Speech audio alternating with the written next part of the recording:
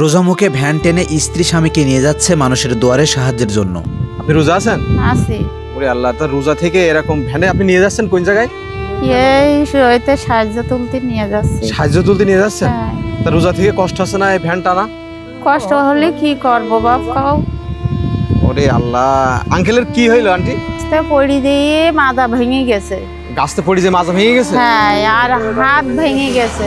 এই যে আমার বাড়িওয়ালা একটা বাকি যুগে একটা ভ্যান কিনেছে, ভ্যান কিনে এই যে কষ্ট করে আমার নিয়ে যাচ্ছে, আমারও বিবেকে বাধে।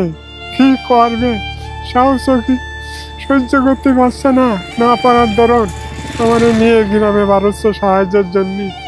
তা ওনার এখন পা হচ্ছে প্যারালাইসিস হয়ে গেছে। সপ্তাহে প্রায় 2600 টাকার ওষুধ লাগে।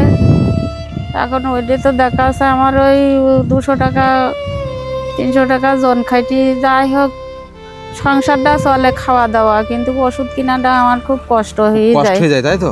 হ্যাঁ, গ্রামে যাওয়ার জন্য কিনেছি 5000 টাকা। একজনেরতেই লাভের পরে টাকা নিয়েছি 5000 টাকা, যে যাই হোক এ করি, তাই টাকাটা দিয়ে দেবো আর ওষুধ কিনবো। দিন মজুরি খেটে কামাই খাতাম, আজ 1.5 বছর গাছতে পড়ে আমার মাথাটা ভেঙে গেছে, পা দুগুণ প্যারালাইসিস হয়ে গেছে, হাত কান ভাঙা।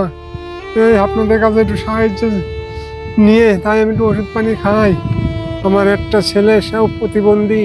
আপনার কোনো ছেলে টেলে নেই? এই যে ভ্যানে আপনি নিয়ে যাচ্ছেন, এই ভ্যানে করে আপনি নিয়ে গেলে গ্রামে কষ্ট হবে না আপনার? রোজা থেকে তো পারবেন না। কষ্ট হলেও কি করবো, একটা মানুষ তো মরে গেলি চোখের সামনে দেখা যায় না বাপু, যায়। এখন ওই লোক অসুস্থ, আমার ওই একটা ছেলে, তা ওই চোখে আমের আটা পড়ি দিয়ে আম ভাঙতে যেয়ে চোখ কানা হয়ে গেছে।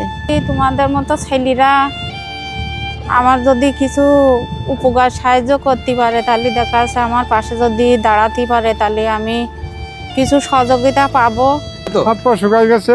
আরে আপনি রোজা আছেন? আমি রোজা আছি। কাকিও রোজা আছে? কাকে রোজা আছে, আমরা 2000 রোজা আছি। ওরে আল্লাহ, এইভাবে কষ্ট করে গ্রামের ভিতরে যাওয়া তো খুব কষ্ট। গ্রামে যাচ্ছি, কি করবো, ওই দুটো একটু ওষুধ পানি খাওয়ার জন্য। আপনারা আমার সহযোগিতা করেন, আপনারা আমার পাশে একটু দাঁড়াইয়েন, আপনাদের কাছে অনুরোধ।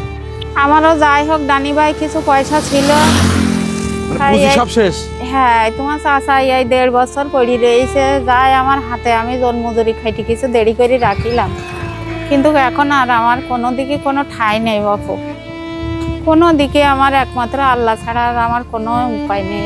আপনি এই যে ভ্যানটা নিয়ে এইভাবে যাচ্ছেন গ্রামে, আর আসবেন কখন?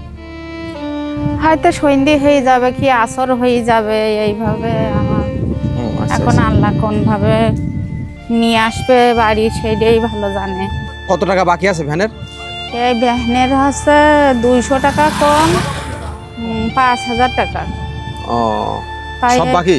হ্যাঁ, এই টাকাটা এই বাকি কিনে নিয়ে আসি।